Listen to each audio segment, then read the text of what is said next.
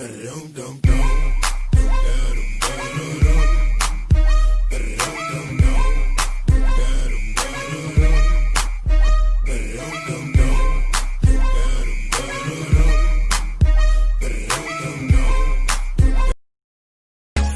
now and press the bell icon. Never miss an update.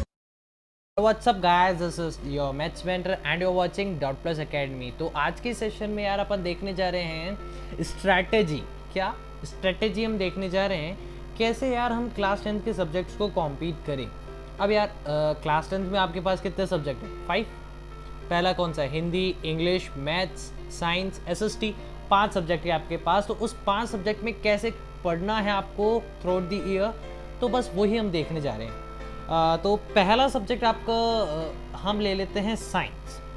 ठीक है, तो यार साइंस में आपको कैसे पढ़ना है ये हम देख लेते हैं कि आपको साइंस में कैसे पढ़ना है। देखो साइंस में बहुत से लोग आपको बोलते होंगे कि आप NCERT पढ़ो, ठीक है, और कोई ये भी बोलता होगा कि कोई रिफ्रेशर, कोई मोटी सी रिफ्रेशर दे देता होगा। तो यार बेसिकली कुछ आप मेरी बात सुनो, मैं आपको अच्छे से बताऊंगा कि आपको करना क्या है। देखिए यार साइंस में आपको NCERT तो पढ़नी ही पड़ेगी, बिकॉज क्वेश्चन जो होते हैं बोर्ड में वो डायरेक्टली NCERT की लाइन से होते हैं। ठीक है, तो आपको NCERT तो पढ़नी ही पड़ेगी। दूसरी बात, आपको क्या करना है, कोई भी एक रिफ्रेशर ले लेनी है जो भी आपको अच्छी लगे। अगर आप मेरे से पूछते हो तो कौन सी रिफ्रेशर लेनी चाहिए, मैं आपको बताऊंगा कि आप लो मंजीत कौर। आप किसी को बोलोगे कि मंजीत कौर और सब आपको बोलेंगे कि मंजीत कौर, मंजीत कौर तो आपको पागल कर देगी, ऐसे बोलते होंगे सब ऑब्वियसली। बट मैं आपको बताता हूँ यार, मंजीत कौर को पढ़ने का भी एक तरीका है। ठीक है, मंजीत कौर को पढ़ने का भी एक तरीका है, वो तरीका मैं आपको बताने जा रहा हूँ। ठीक है, जैसे मंजीत कौर में क्या होता है, जैसे NCERT में देखो, NCERT में कोई एक चैप्टर है, कोई 5 से 6 पेज का चैप्टर होता है। ठीक है, एक चैप्टर, कोई भी चैप्टर ले लेते हैं हम, 5 से 6 पेज का होता है बेसिकली। ठीक है, और अगर वो ही चैप्टर हम मंजीत कौर की बुक में देखने जाएंगे तो उसमें वो ही चैप्टर आपको 30 से 35 पेज का मिल जाएगा। ठीक है, तो अब आप बोलोगे कि हम वो क्यों पढ़े जब NCERT में वो ही चैप्टर 5 पेज में दे रखा है। देखो मंजीत कौर में ये है कि आपको वहाँ पे हर एक टॉपिक, ठीक है, हर एक टॉपिक अच्छे से डिस्कस करा है उसने, मतलब अपनी लैंग्वेज में।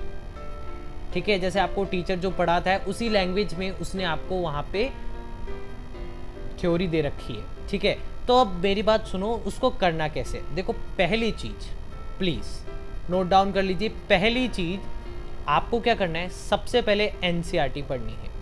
NCERT पढ़नी है, और वो कब पढ़नी है, जैसे स्कूल में आपको कोई चैप्टर पढ़ाया गया और आपने घर जाके क्या किया, NCERT पढ़ी। जितना भी आपको स्कूल में पढ़ा है NCERT पढ़ी, NCERT से समझ लिया। ठीक है, अभी भी आपके मन में ये है कि मेरा ये चीज़ क्लियर नहीं हुई, मतलब ये कोई टॉपिक क्लियर नहीं हुआ, तो आप मंजीत कौर पे जाइए, उस टॉपिक के बारे में पूरा पढ़िए। ठीक है, उस टॉपिक को जब आप पूरा पढ़ लेंगे तो आपको बहुत अच्छी अंडरस्टैंडिंग हो जाएगी।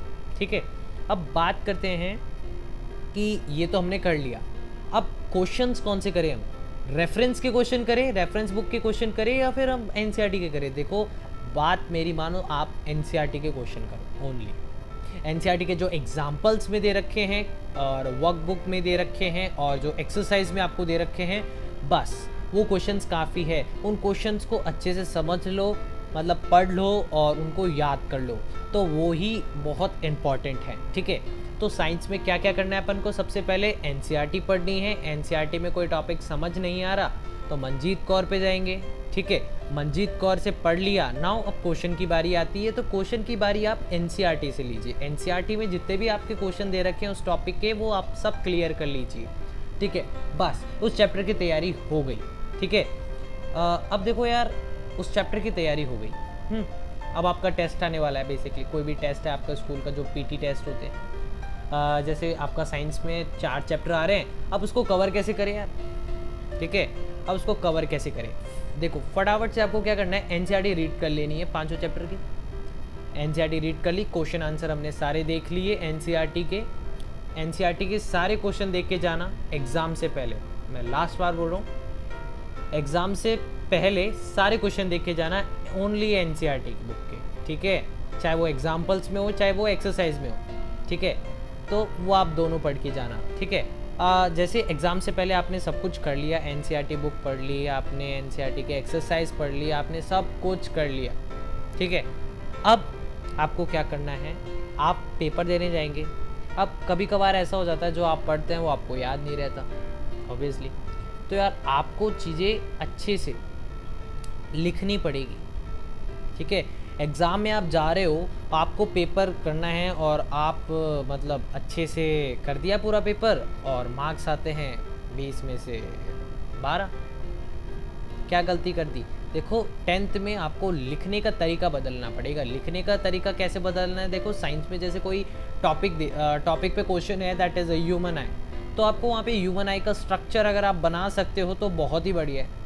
उसका स्ट्रक्चर बनाओ, उसको अच्छे से लेबल करो, नीट एंड क्लीन, और उस मतलब तरीके से लिखो। जैसे कोई यहाँ पे आपने डायग्राम बना दिया, ठीक है, यहाँ पे आपने डायग्राम बना दिया और यहाँ पे उसकी थ्योरी लिख दी, तो इस फॉर्म में आप करोगे तो अच्छा लगेगा।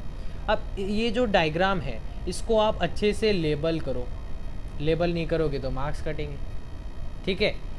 और अगर आपको क्वेश्चन में मतलब डायग्राम आता ही नहीं है, मतलब डायग्राम तो आता है पर लेबल नहीं आता, तो यार उसको छोड़ देना, मत बना के आना, बिना फालतू मार्क्स और कट जाएंगे अगर आप लेबल नहीं करके आओगे। ओनली थ्योरी लिखे आना, ठीक है। तो उस केस में आप ये कर सकते हो। देखो जैसे मैंने आपको ये बताया कि एनसीईआरटी पढ़ो, एनसीईआरटी की एक्सरसाइज करें आप, और एनसीईआरटी के अलावा आप मंजीत कौर देख सकते हैं। तो ये 3 चीज़ें मैंने आपको साइंस में बताई है, ठीक है। अब आपको क्या करना है, अब बेसिकली साइंस की तैयारी हो गई आपकी। साइंस में आप इसी तरीके से पढ़ें। साइंस बहुत इजी है 10th क्लास की, ठीक है। आपको उसमें ज़्यादा कॉम्प्रोमाइज़ नहीं करना पड़ेगा, बहुत इजी है देखा जाए तो, ठीक है। अब हम जाते हैं मैथ्स पे। बेसिकली जो मैथ्स में है अपने पास, मैथ्स यहाँ पे इम्पॉर्टेंट है। क्यों इम्पॉर्टेंट है? बेसिकली मैथ्स में आपके बहुत ज़्यादा 14 to 15 चैप्टर्स होते हैं मैथ्स में अपने। देखो मैथ्स में आप कौन सी बुक रिफ़र करोगे? आपको सब क्या बोलेंगे? RD शर्मा लेने जाओ। क्या जाओ? RD शर्मा। देखो RD शर्मा मेरे हिसाब से तो नहीं करनी चाहिए। क्यों नहीं करनी चाहिए? देखो RD शर्मा आप जब करें जब आपको यार NCERT आती हो, तो सबसे पहला पॉइंट आपके पास यही है मैथ्स में करने का, पहले NCERT के क्वेश्चन करो, एग्जाम्पल करो, ठीक है। बेसिकली एग्जाम्पल आप करें, NCERT की एक्सरसाइज भी करें, एक्सरसाइज आप NCERT की करें। बहुत कुछ है NCERT में, ठीक है। हर एक टॉपिक में मतलब NCERT में चाहे एक ही क्वेश्चन हो, बट वो एक क्वेश्चन ही आपको पूरा कॉन्सेप्ट रिवाइज करवा देता है, ठीक है। तो यार NCERT की एक्सरसाइज, एग्जाम्पल्स। अब इसके अलावा अपन को क्या करना है? अब आप बोलोगे कुछ बच्चों ने स्टैंडर्ड ले रखी है, तो उस स्टैंडर्ड में क्या आता है? अरे यार स्टैंडर्ड मैंने भी दिया था, कुछ भी नहीं होता स्टैंडर्ड। स्टैंडर्ड का मतलब है कि जो अपना पेपर जैसा आता था हर साल वैसे ही है। बेसिक वालों के लिए बस थोड़ा सा पेपर सिंपल कर देते हैं वो, ठीक है। अब यार आप NCERT जब पढ़ते हो, ठीक है, आपको वही क्वेश्चन मतलब सारे क्वेश्चन इजी से लगते हैं, और कुछ क्वेश्चन जो ऑप्शनल एक्सरसाइज होती है उसमें आपको हार्ड दिखते हैं, बस वो ऑप्शनल एक्सरसाइज के स्टैंडर्ड में डाल देते हैं। बस NCERT से बाहर पेपर आता ही नहीं है, बस कोई डिजिट चेंज कर देंगे, कोई लैंग्वेज चेंज कर देंगे, बस फुल NCERT पेपर आता है बोर्ड में। तो उसकी चिंता करनी नहीं है आपको, RD शर्मा करनी नहीं है। मैं आपको बोल रहा हूँ RD शर्मा मत करो। ज़्यादा से ज़्यादा आपको अगर प्रैक्टिस करनी है तो एक बुक खरीद लो NCERT एग्जाम्पलर की। NCERT एग्जाम्पलर में आप अच्छे अच्छे क्वेश्चन कर सकते हैं। RD मतलब हाई लेवल के ही क्वेश्चन हैं उसमें बढ़िया, ठीक है। तो आप NCERT एग्जाम्पलर एक किताब आती है इतनी सी, उसमें NCERT एक्सरसाइज की सॉल्यूशंस भी आते हैं और एक मतलब NCERT के एग्जाम्पलर क्वेश्चन भी आते हैं। अगर आपने वो कर लिया, NCERT कर ली, NCERT के मतलब एग्जाम्पल्स कर लिए, एक्सरसाइज कर ली, ऑप्शनल एक्सरसाइज मतलब कर ली, और अगर आपको ज़रूरत है तो आपने क्या करा? एग्जाम्पलर क्वेश्चंस, NCERT के एग्जाम्पलर क्वेश्चंस। अगर आपने ये कर लिया तो आपको फुल मार्क्स लाने से कोई नहीं रोक सकता। सच बोल रहा हूँ मैं, आपको इसमें अच्छा स्कोर कर पाओगे आप, इसमें मैथ्स में अगर आपने ये मेरी 3 बातें मान ली तो क्या है वो, एनसीईआरटी में इंक्लूडेड सारी एक्सरसाइज, ऑप्शनल भी, ठीक है, ऑप्शनल को मत छोड़ना स्टैंडर्ड वाले, और जो स्टैंडर्ड नहीं है वो ऑप्शनल छोड़ सकते हैं बेसिकली। और आपको क्या लेना है, एनसीईआरटी की एक एग्जाम्पलर भी आती है, एक एग्जाम्पलर नाम की बुक आती है, एनसीईआरटी एग्जाम्पलर, आपको शायद 200 में पढ़ सकती है वो किताब, ठीक है, या तो आप ऑनलाइन मंगा लें या फिर मार्केट से जाके ले आएँ, एक ही बात है, ठीक है। एग्जाम्पलर एनसीईआरटी, उसको बोल देना एनसीईआरटी एग्जाम्पलर की किताब दे दो तो वो आपको दे देगा। तो एनसीईआरटी एग्जाम्पलर अगर आपको मन करता है तो वो करो, पर एनसीईआरटी एग्जाम्पलर के अलावा आपको कुछ नहीं करना है, मैं बता रहा हूँ, आपको कुछ नहीं करना है। बहुत से बच्चे आर डी शर्मा करने में लग जाते हैं, इतनी मोटी किताब है और आता कुछ ही नहीं है पेपर में। तो आपको आर डी शर्मा नहीं लेनी, ठीक है, आर डी शर्मा तो आपको नहीं लेनी। द ओनली थिंग आपको जो लेनी है that is NCERT exemplar. NCERT exemplar आपको लेनी है, बहुत ही अच्छी किताब है, आपको अच्छे अच्छे क्वेश्चंस मिल जाएंगे उसमें, ठीक है। ओके, तो मैथ्स का समराइज़ कर देता हूँ मैं लास्ट बार आपको कि सबसे पहले एनसीईआरटी में जितनी भी एक्सरसाइज है, एग्जाम्पल्स हैं, सबको कितनी बार करना है, 3 बार रट जाना चाहिए एक एक क्वेश्चन आपको, ठीक है, एक एक कॉन्सेप्ट आपको रट जाना चाहिए, मतलब 3 बार कर लो आप, ठीक है। तो क्या था, एनसीईआरटी की एक्सरसाइजेज इंक्लूड ऑप्शनल ऑल्सो, ठीक है, ऑप्शनल भी आपको करनी है, एग्जाम्पल्स करने हैं आपको, और एक कौन सा था आपके पास वो था ना, sorry NCERT exemplar, sorry NCERT exemplar, ये 3 चीज़ें आपने कर ली तो आपके 100 मार्क्स आने से कोई नहीं रोक सकता, मैं आपको गारंटी देता हूँ, ठीक है। तो मैथ्स में ऑलवेज रिकमेंड करता हूँ मैं आपको एनसीईआरटी एग्जाम्पलर और NCERT for those who taken what standard. जिन्होंने स्टैंडर्ड लिया है वो एनसीईआरटी एग्जाम्पलर करे, जिन्होंने स्टैंडर्ड नहीं लिया है वो एनसीईआरटी एग्जाम्पलर नहीं करे, ठीक है। नाउ यार अब आगे बढ़ते हैं, अब मैं आपको इंग्लिश पे जाता हूँ। इंग्लिश किसकी, इंग्लिश की बात करते हैं यार। अब इंग्लिश में अपन को करना क्या है, बेसिकली इंग्लिश में अपन देख सकते हैं कि अपने पास 2 किताब होती है, क्या होती है, 2 किताब होती है इंग्लिश में अपने पास।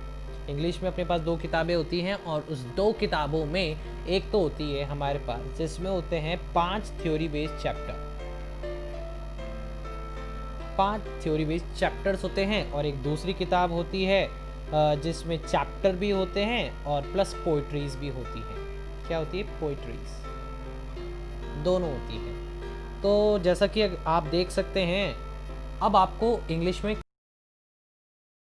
अगर मेरी बात मान सकते हो तो देखो, बहुत इम्पोर्टेंट बात है वो, आपको इंग्लिश में एक किताब आपको खरीदनी पड़ेगी, दैट इज गोल्डन पब्लिकेशन की, गोल्डन, मैं लिख देता हूँ, गोल्डन पब्लिकेशन की क्लास 10 की एक रेफरेंस बुक आती है इंग्लिश के लिए। अब आप वो बुक खरीदो, ठीक है, वो बुक खरीदने के क्या फ़ायदे हैं वो मैं आपको बताता हूँ। देखो यार, वो किताब आप खरीदें, उसमें आपको क्या होता है कि जैसे कोई भी चैप्टर है, बेसिकली कोई सा भी चैप्टर है, उसका आपको डिटेल्ड वर्जन मिल जाता है। मतलब यार मैं बताऊँ आपको कि जैसे कोई चैप्टर ले लिया आपने, जो एनसीईआरटी में जो थ्योरी दे रखी है ना, वही थ्योरी उसमें लिखी हुई होगी, बट साइड में उसका हिंदी एक्सप्लेनेशन होगा हर एक लाइन का। तो यार वो हर एक लाइन का हिंदी एक्सप्लेनेशन आपको हेल्प करेगा चैप्टर को ईजिली समझने में। बस आप एक बार उसकी हिंदी समरी पढ़ लो, फिर इंग्लिश पढ़ लो, बस चैप्टर आपके माइंड में। और चैप्टर माइंड में नहीं आया तो भी मैं आपको बताऊंगा कि कैसे करना है। देखो थोड़ा चीट में भी हम जाएंगे, देखो ठीक है, बट आपको चैप्टर पढ़ना है, चैप्टर की थ्योरी याद हो गई, स्टोरी याद हो गई, बहुत है बस, बहुत है बस, और कुछ नहीं करना आपको। तो चैप्टर पढ़ना है, थ्योरी पढ़ ली, हिंदी में पढ़ लिया, चैप्टर समझ में आ गया, ठीक है भाई। अब आगे चलते हैं, पीछे आप पलटोगे थ्योरी के बाद तो आपको क्या मिलता है, थ्योरी के बाद आपको वहाँ पे मिल जाता है व्हाट, क्वेश्चंस। आपको क्या मिल जाते हैं, क्वेश्चंस। अब उस क्वेश्चंस में क्या होता है, मतलब जैसे कोई 50 तो नहीं, मतलब 30 क्वेश्चंस होते हैं, short answer, long and very long, ठीक है। अब यार उस हर एक कैटेगरी में आपको वहाँ पे इम्पॉर्टेंट क्वेश्चंस, वेरी इंपॉर्टेंट, दो टाइप्स में मिल जाएंगे। तो आपको करना क्या है, वेरी इंपॉर्टेंट पढ़ना है और इम्पॉर्टेंट पढ़ना है। बस ये दो चीज़ें आपको पढ़नी है उस क्वेश्चन आंसरों में। एक बार याद कर लो, रटो मत, उसको याद कर लो। मत याद का मतलब है उसको एक बार पढ़ लो, एक बार दो बार पढ़ लो उसको, कि दिमाग में आ जाए कि हाँ भाई इस क्वेश्चन में मतलब अगर ऐसा है तो मैं ये चीज़ें लिख सकता हूँ। बस जो मेन काम है आपका इंग्लिश में वो आपको क्या करना है, स्टोरी याद करनी है बेसिकली। जो आपको स्टोरी है वो आपको याद करनी है। अब यार स्टोरी में बेसिकली अब हम बात करते हैं यार पोइट्री की। अब पोइट्री में भी आपको हर एक पैराग्राफ हिंदी तो दे ही रखा है उस किताब में, और अगर हम देखें तो हर एक पैरा का उसमें पैसेज दे रखा है। यार पैसेज से मेरा मतलब है कि आप जब क्वेश्चन पेपर करते हो, क्वेश्चन पेपर में यार लिटरेचर में एक 4 मार्क्स का वो होता है, व्हाट पैसेज होता है पोइट्री बेस्ड, ठीक है। पोइट्री बेस्ड का एक होता है ना, एक पैरा दे देते हैं, 4 से 5 क्वेश्चन आपको दे देते हैं। तो यार उस क्वेश्चन को कैसे अटैम्प्ट करना है, यार उस क्वेश्चन को करने के लिए आपको क्या करना पड़ेगा, जो गोल्डन बुक है उसमें यार हर एक चैप्टर के जैसे कोई चैप्टर है पोइट्री पे, पोइट्री का कोई चैप्टर है दैट इज़ मतलब पोइट्री है, आई मीन पोइट्री है, और उसमें 3 पैराग्राफ है, 3 पैराग्राफ के 3 पैसेज होंगे उसमें, वो तीनों पढ़ लो, बात ख़त्म। बस एक बार, 2 बार, 3 बार पढ़ लो, एग्ज़ाम से पहले एक बार देख लो सारे सबके आंसर कि भैया ये पूछ सकता है इसमें। बस वो अगर आपने पढ़ लिए वो 3 पैराग्राफ, मतलब जितने भी उसमें पैरा दे रखे हैं उन सब के क्वेश्चन आंसर पढ़ लो, ठीक है। वो आपने पढ़ लिए तो आप इजीली क्रैक कर सकते हो व्हाट, वो जो लिटरेचर में आते हैं आपके 4 मार्क्स के पोइट्री बेस्ड क्वेश्चंस, वो आप इजीली कर सकते हो। आपको कोई क्वेश्चन आंसर याद करने की ज़रूरत नहीं है। स्कूल में आपको क्वेश्चन आंसर देते हैं, मैंने तो देखो करे ही नहीं थे स्कूल, कॉपी नहीं बनाई मैंने तो इंग्लिश की, देखा जाए तो, ठीक है। तो इंग्लिश में मैंने बस गोल्डन को पढ़ा, गोल्डन में क्वेश्चन आंसर देखे, गोल्डन के जो पोइट्री बेस्ड जो क्वेश्चंस थे, जैसे 3 पैरा तो 3 को मतलब 3 पैसेज, तीनों पढ़ लिए, याद कर लिए, एग्ज़ाम से पहले एक बार देख लिए, बस एग्ज़ाम में अच्छे से 80 में से 78 मार्क्स आए थे मेरे। बस सिंपल सा यार, और कुछ ही नहीं करना आपको। कोई मतलब स्कूल की कॉपी तो बनाओ मेरा मतलब, बट यार उस कॉपी को आपको पढ़ने की ज़रूरत नहीं है, ठीक है। आपको लगता है कि हाँ मेरे को पढ़ लेना चाहिए, मेरा कौन मतलब याद ही होगा चैप्टर, वो आप कर सकते हो। बट मैं ऐसे बच्चों की बात करता हूँ जो मतलब कॉपी बनाने में इंटरेस्ट नहीं होते, मतलब कॉपी से इंटरेस्ट नहीं होते, वो बस गोल्डन पढ़ के जाएँ तो बहुत ही अच्छा रहेगा उनके लिए, ठीक है। बाकी आपको गोल्डन तो पढ़नी ही है, ठीक है। गोल्डन आप पढ़ लेंगे तो बहुत ही अच्छा, आपके आराम से इजीली स्कोर कर सकते हैं। अब यार गोल्डन में एक बात बताऊँ, देखो स्टोरी जो आती है आपकी 10 मार्क्स की आती है स्टोरी में आपको क्या करना है, देखो यार स्टोरी में तो आप कुछ भी लिख सकते हैं, बस एक बार फॉर्मेट उसमें देख लेना और उसमें वेरी वेरी इंपॉर्टेंट वाली स्टोरीज़ पढ़ लेना, क्योंकि बहुत बार ऐसा हुआ है कि उसमें जो वेरी इंपॉर्टेंट स्टोरीज़ लिखी भी होती है वही पेपर में आ जाती है, मतलब उसी पे बेस पे या फिर मतलब उससे थोड़ा मिलता जुलता आ जाता है तो हम लिख सकते हैं, ठीक है। स्टोरी आप लिख सकते हैं, बाकी लेटर तो आप लिख ही सकते हैं उसमें जो भी गिवन दे रखे हैं आपके गोल्डन किताब में, तो मतलब सब गोल्डन कर देगी वो किताब आपके लिए, जो गोल्डन किताब है वो सब गोल्डन कर देगी आपके लिए। तो भैया गोल्डन तो आपको पढ़नी ही पड़ेगी अगर आपको अच्छे मार्क्स स्कोर करने हैं तो। अब बात करते हैं यार SST। बहुत बच्चे SST से डरते हैं यार, SST में डरने वाला लायक कुछ भी नहीं है, SST में डरने लायक कुछ भी नहीं है, ठीक है। SST में देखो यार मेरे साथ क्या हुआ था, देखो कॉपी होती है कोई 4 नहीं 2 कॉपी होती है, 2 कॉपी होती है और उसमें मतलब एक कॉपी में 2 सब्जेक्ट होते हैं, एक में सिविक्स और पॉलिटिक्स होती है, और सॉरी पॉलिटिक्स और एक और हिस्ट्री की अलग बनती है, ठीक है। तो अब हमारे सर क्या कराते थे कि मतलब क्वेश्चन कराते थे, ठीक है, जैसे चैप्टर ख़त्म हुआ क्वेश्चन करा दिए, वो क्वेश्चन मतलब मैं तो उनको ऐसे रट लेता था कि जैसे यार कोई भगवत गीता पढ़ता है, बस वही मेरे लिए भगवत गीता था। मैंने क्लास 10th में वो क्वेश्चंस के अलावा मतलब कॉपी के अलावा मैंने किताब देखी भी नहीं, ठीक है। किताब देखी थी, किस लिए देखी थी? वो मैंने बस चैप्टर समझने के लिए देखी थी बस।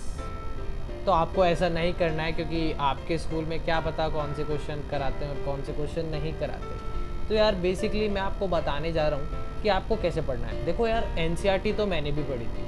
एनसीईआरटी की 4 किताबें हैं। एनसीईआरटी की सारी एक एक लाइन रीड करनी है आपको। एक बार एक एक लाइन रीड करनी है आपको एनसीईआरटी की आपको एक एक लाइन याद कर लेनी है।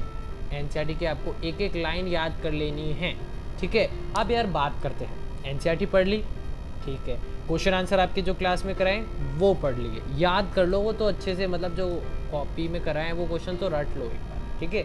रट लिए, हो गया।